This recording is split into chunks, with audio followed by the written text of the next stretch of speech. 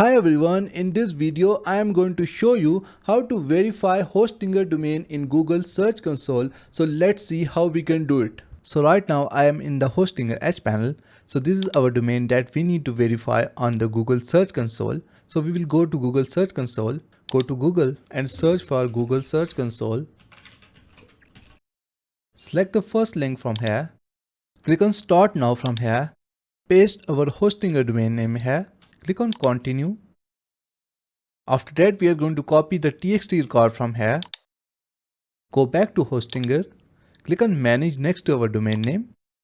Select DNS/name servers. Scroll down to Manage DNS records. Select txt record from here. After that, paste our value here that we have copied from Google and click on Add Record. Our record is added. Go back to Google. Click on Verify. And as you can see that our ownership is now verified. So this is how you can verify Hostinger domain in Google Search Console. Thank you so much for watching the video tutorial. Please like the video and subscribe to our channel.